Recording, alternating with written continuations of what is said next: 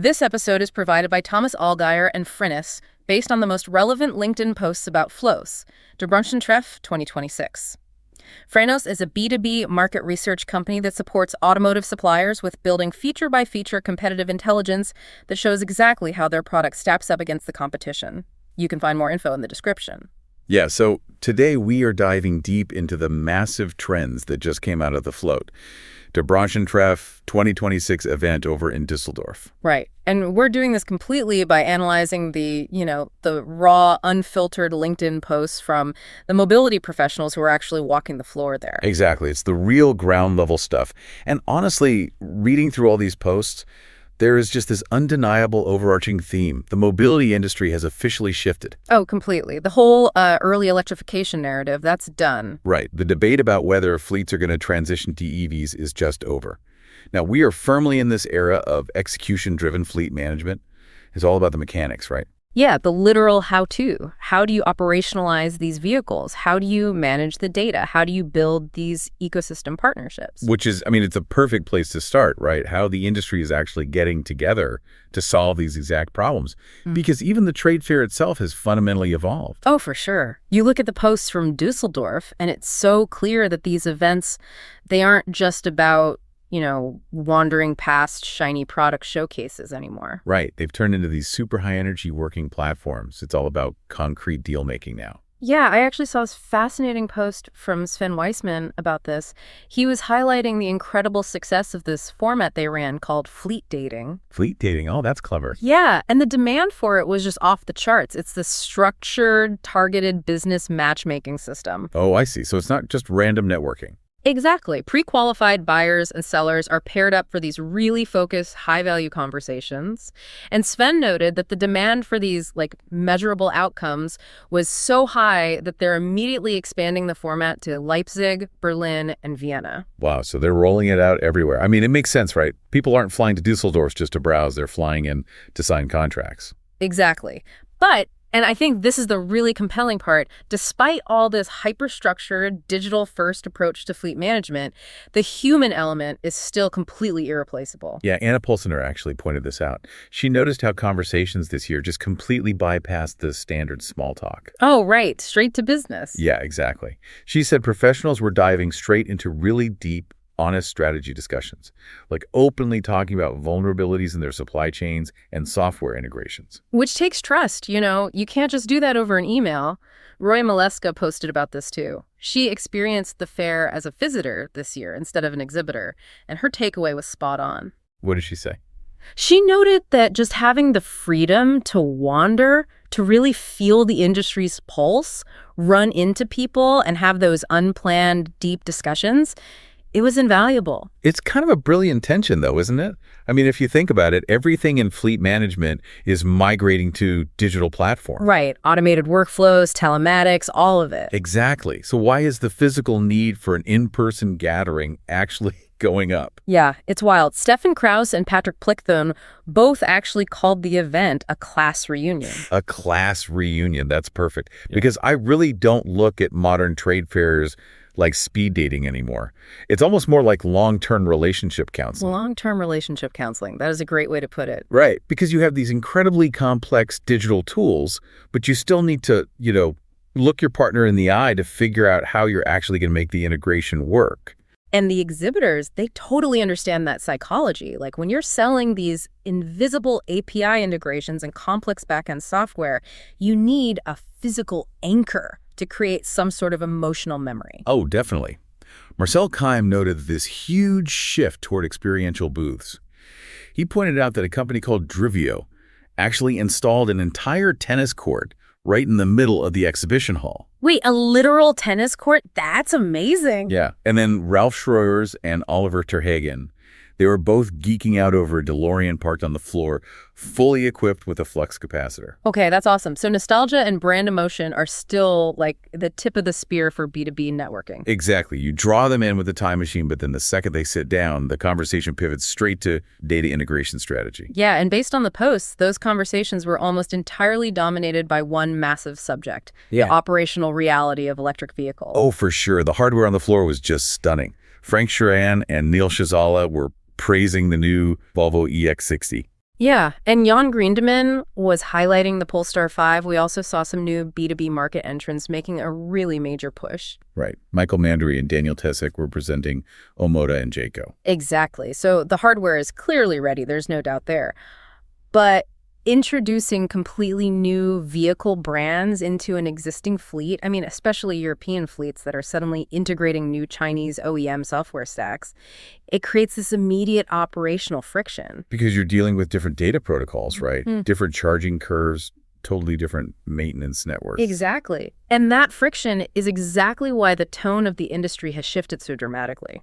Adam Hart from ChargePoint pointed out this wild statistic from a recent Dataforce study. Oh, yeah, I saw that one. Right? 69% of fleet managers currently say electrification is their biggest challenge. 69%, that's huge. And it's not range anxiety anymore. That's the old narrative. It is entirely about the brand new operational complexities these vehicles are introducing into their daily workflows. So how are they actually trying to solve that complexity? Because, a fleet manager can't manually reconcile charging data across a mixed fleet of, say, 500 vehicles. No, of course not. It's impossible. And the solution that emerged pretty clearly from the event is these massive consolidated ecosystem partnerships. Oh, right. Like the one Peter Siegert, Lucas Schneider, and Lars Jacobs were all posting about. Yes, that major strategic partnership between EnBW and UTA Eden. Yeah, so they're launching this co-branded card, right? And it basically handles charging, car washes, and tire services all in one single place. Which sounds simple on the surface, but to understand why it's so critical, you really have to look at the back end. Right, because normally if a fleet uses fragmented tools, the back office has to ingest like one API feed for charging, a totally different one for maintenance, and process separate invoices from a dozen different vendors. Exactly, it's a nightmare.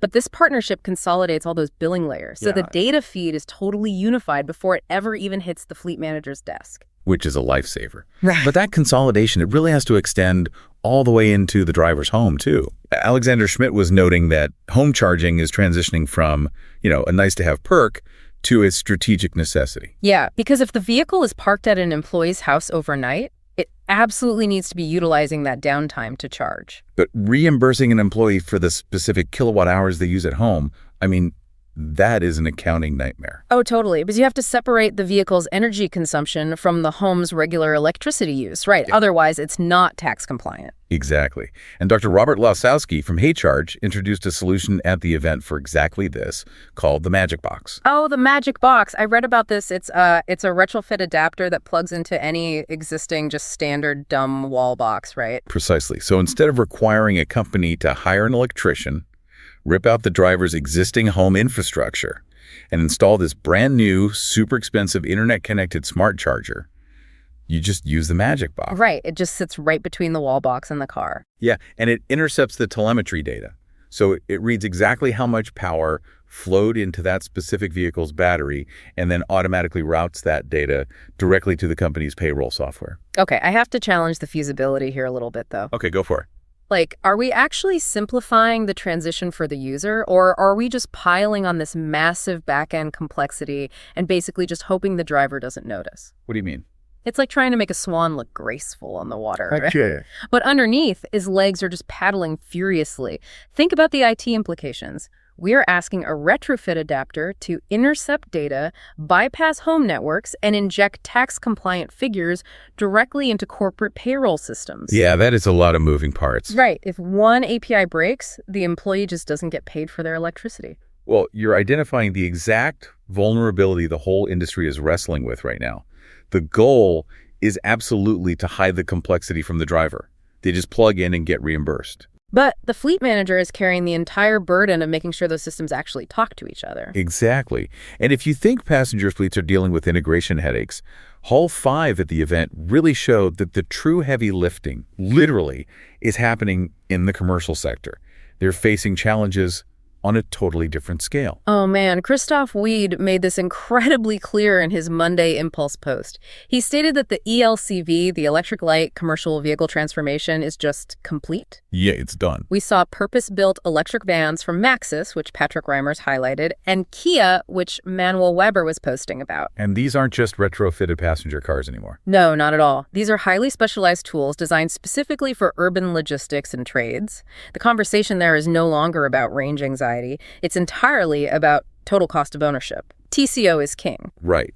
But when it comes to heavy transport, there are still these massive regulatory and infrastructural hurdles. Andre Wessels from Wessels Logistic outlined some really urgent demands during a panel. Yeah, he made it very clear. We need weight limits raised to 44 tons. Which sounds super specific, but let's break down the physics of why he's demanding that. A massive battery pack for a heavy-duty electric truck can weigh up to 4 tons. Right. So if the legal weight limit for a truck on the highway remains static at 40 tons, and you put a 4-ton battery in the vehicle, you literally have to remove 4 tons of paying cargo. Exactly. You are instantly destroying the payload capacity.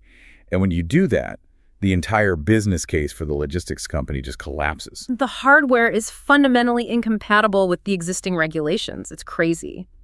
And Wessels also called for toll exemptions to be linked to the vehicle's lifespan and for open public-private charging networks. Because right now, the public grid simply cannot support the transition. Konrad Eickhoff from TELUS Power Europe actually quoted a fleet owner who said that truck electrification is no longer optional. It's about business resilience. But how do you even build resilience when the public grid can't handle the power demands of a modern truck depot? I mean, we are building 21st century trucks, but forcing them to run on a 20th century power grid. That's the perfect analogy. Right. If you plug in 50 heavy-duty trucks at 5 p.m., you will literally brown out the local neighborhood. The local utility grid simply cannot supply 10 megawatts of power instantaneously. Which is exactly why the solution is aggressively shifting toward these semi-autonomous microgrids. Logistics fleets are essentially being forced to become their own mini power companies. Wow, yeah. So what does that look like in practice? Well, a depot will basically install massive solar arrays, pair them with stationary battery storage systems, and connect all of that to high-power chargers. Oh, I see. So during the day, the solar panels are charging the stationary batteries sitting at the depot. Yep. And then at night, when the trucks finally arrive, they draw their massive power loads from the depot's local battery storage, not from the public utility grid. Exactly. The depot is just trading power back and forth, managing its own local energy ecosystem.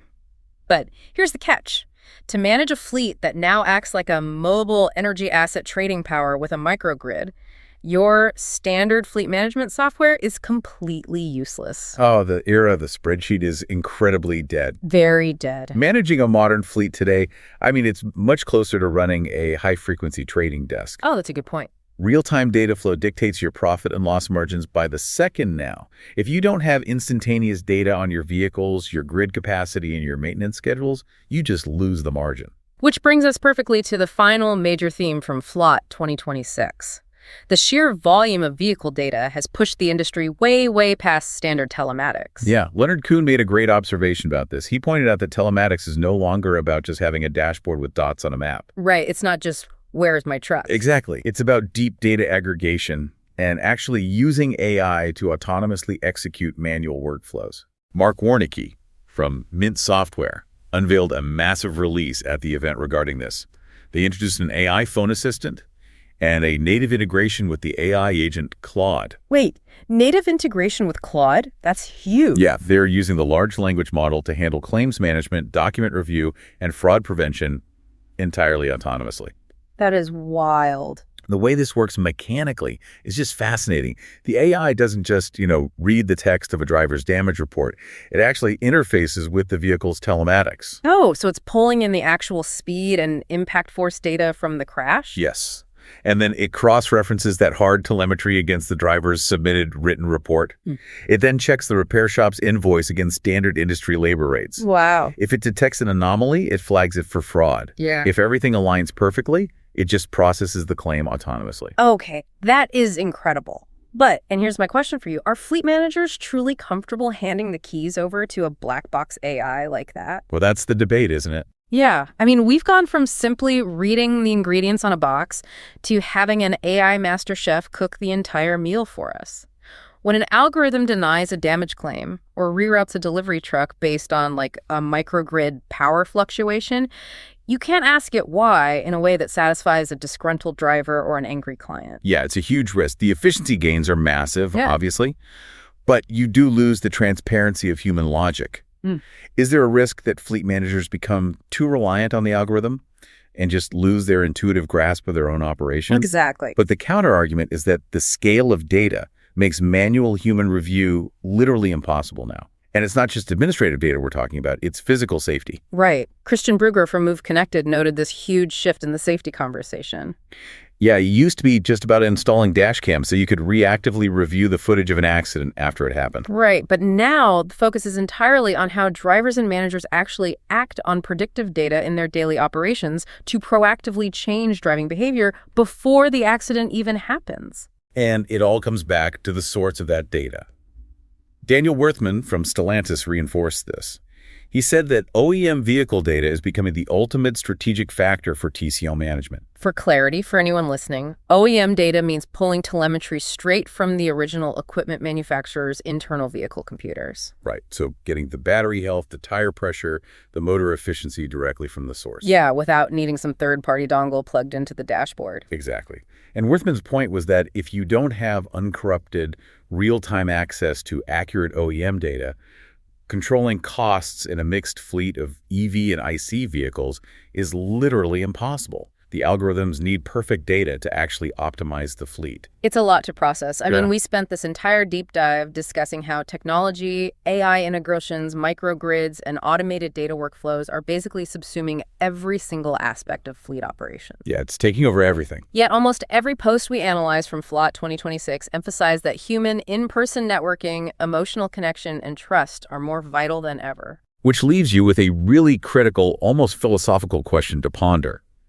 As these fleets become fully autonomous, digitized, and managed by AI, making these high-frequency micro-decisions, will the human element eventually be completely optimized out of the loop? Or will the mobility industry become more dependent on a human handshake, precisely because the technology has become far too complex to blindly trust an algorithm? If you enjoyed this episode, new episodes drop every 2 weeks. Also check out our other editions on electrification and battery technology, future mobility and market evolution, and next-gen vehicle intelligence. Thanks so much for joining us, and don't forget to subscribe.